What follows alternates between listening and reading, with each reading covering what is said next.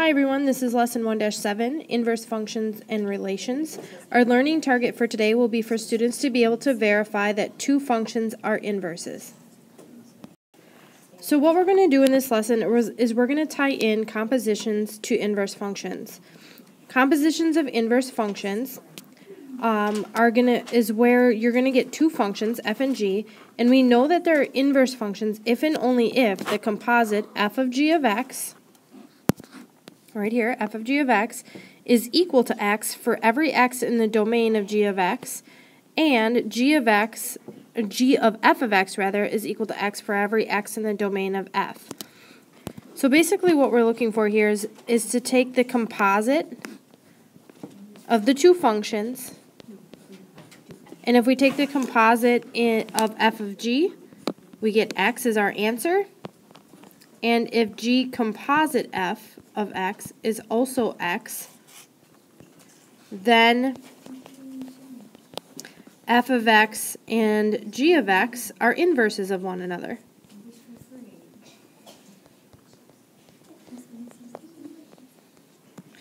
Okay, so basically what we're looking to verify that f and g are inverses is we're going to use the composition in both directions, so f composite g and g composite f, and if, when we take those composites, our final result or our answer is x, we have verified that f and g are inverses.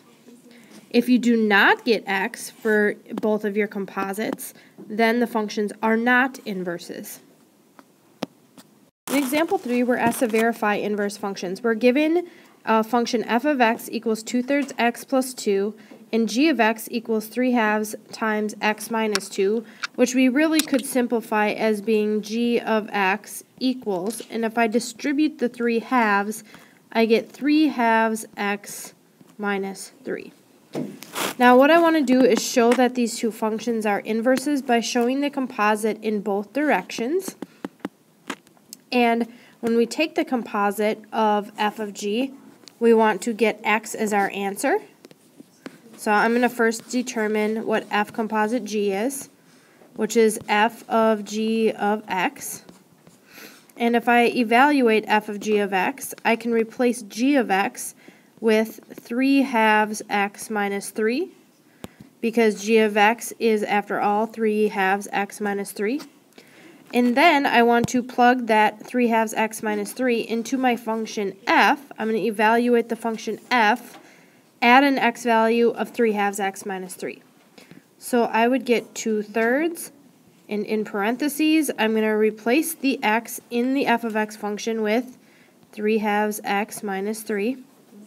And then we have a plus 2 on the outside. Now, if I distribute the 2/3 here, I end up with x minus, if I distribute the 2/3 times -3, that gives me minus 2. And then I have this plus 2 on the outside, which the minus 2 and plus 2 would cancel, and I'm left with x. Now, I'm not done. That is not, taking the composite in one direction is not enough information to determine whether f and g are inverses. So on the next slide, I'm going to take g composite f and determine whether I get x for that composite as well. Take g composite f of x. That's the same thing as saying g of f of x, which then is g of 2/3 x plus 2,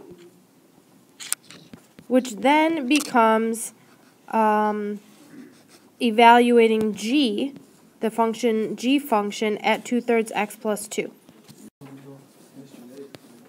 G of x is 3/2 x minus 3, which then means that I could take g of x, and if I input into g of x 2/3 x plus 2, I get 3/2 times parentheses 2/3 x plus 2 minus 3. And if I distribute the 3/2, I get 3/2 times 2/3 is 1. So I get 1x And if I get 3/2 times 2, that gives me a positive 3. And then on the outside here, I have a minus 3. 3 minus 3 gives me 0. So in the end, my composite is equal to x. Now, since F composite G and G composite F are both equal to x, that tells me f of x and g of x are inverses. So I'm going to state that f and g are inverses. Now this is a way to show that the functions are inverses algebraically. We also know that we can show that the graphs are inverses graphically by showing that one function is the reflection over the line y equals x of the other. So f and g, if they are reflections of one another over the line y equals x, that is how we would show graphically that the functions are inverses, and I will do that on the next slide. Slide, I've graphed the function 2/3 x plus 2 and 3/2 x minus 3, which this first equation was f. This equation right here was g. So on our graph, the blue graph right here is f. The red graph is g. And in the middle, I've graphed the function y equals x. And the reason why I graphed that black line is to show that f is the reflection of g over that line y equals x. If I took the line in red, and reflected each of those points over the line y equals x, I would end up with all the points on the line f. Or vice versa, if I took all the points on f and reflected them over the line y equals x, I would end up with all the points on the graph of g. Now, another way to look at this in the table is to show that the ordered pairs are reversed. So for instance, if negative 3, 0 is a point on f, if the functions are inverses, then the point that exists on g is 0, negative 3. And if we look at that, that is true. This point right here, 0, negative 3, I kind of wrote over the top of it. Right here you get 0, negative 3 on the g function.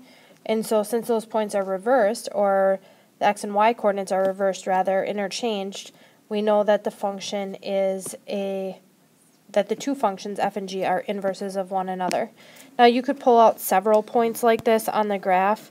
If you pulled out right here, negative 2, 2/3, which is 0.6 repeating, then the point on g that would correspond with that is 2/3, negative 2. And if you look at 2/3 right here for x, then the g function has a y coordinate of negative 2.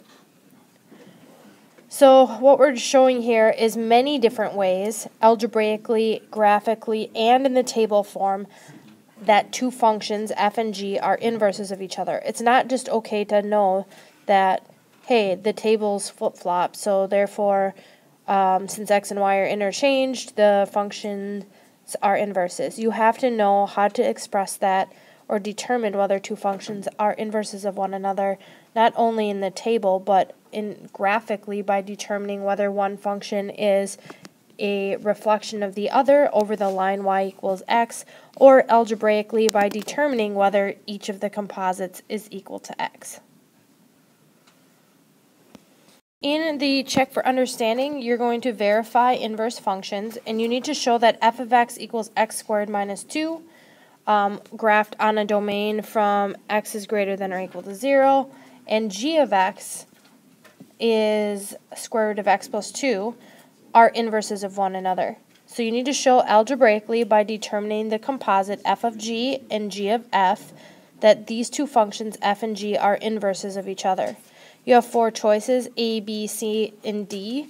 It even shows your work for the composite. So here's f composite g and g composite f.